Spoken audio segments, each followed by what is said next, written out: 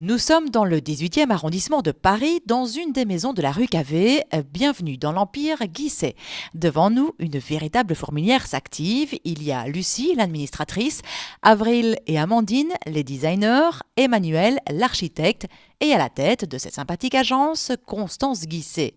Alors Constance Guisset, comment la décrire? Je suis assez espiègle. Ajoutons jovial, coloré, comme ses nombreux projets.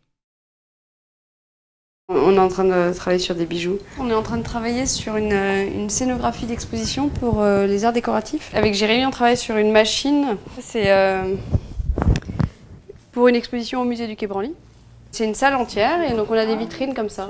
Mais c'est une toute petite exposition, hein, mais ça demande beaucoup de travail.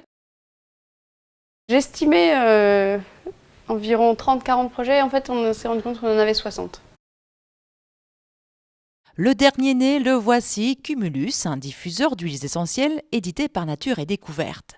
On a un diffuseur d'huile essentielle qui est en céramique. Et donc on vient mettre ici l'eau et les huiles essentielles. On appuie sur le bouton qui est ici et voilà. Et donc ça, c'est un objet qu'on a fait vraiment à la main en fait. Un joli condensé de l'essence même du travail de Constance Guisset. Moi, je m'oblige toujours à respecter et la matière, et l'ergonomie, et la fonction qui me semble essentielle dans un objet. On ne peut pas sortir un objet s'il ne fonctionne pas. Mais en revanche, je crois énormément à l'esprit au sens même esprit humain, en fait, à la création, la part apportée par l'esprit humain, la part pour certains de rêve, de poésie, d'envie, voilà, même de réflexion qui est apportée.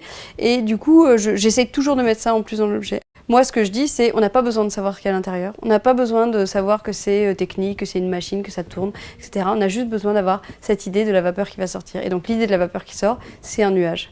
Et donc, voilà, je le mets sous forme d'objet. La lampe Vertigo, le premier produit édité de Constance Guisset, est une de ses créations à succès. Le point commun entre toutes ses œuvres, la légèreté, l'illusion, la poésie qui s'en dégage.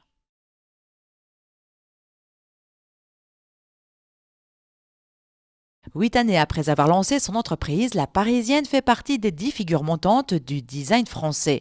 Mais c'est quoi la recette miracle, Constance? Je pense qu'il y a quand même beaucoup d'artistes créateurs qui n'ont pas forcément l'esprit d'entreprise, qui ont du talent et qui réussissent. Il y a parfois des entrepreneurs qui ont un peu moins de talent qui réussissent. Et puis moi, je ne sais pas exactement où je me place, mais en tous les cas, j'aime bien la création et j'aime entreprendre. Et du coup, oui, ça fait un mélange, mais je ne crois pas qu'il y ait de règles particulières. En fait, Constance réussit tout ce qu'elle entreprend.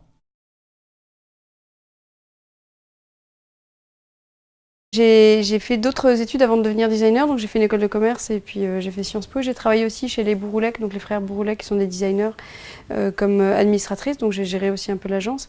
Pour moi, depuis très jeune, c'était très clair que je voulais être indépendante et avoir une entreprise quelle qu'elle soit. Donc je pensais monter une entreprise quelconque avant, puis j'ai commencé à travailler et je me suis dit que vraiment ce qui m'intéressait c'était la création.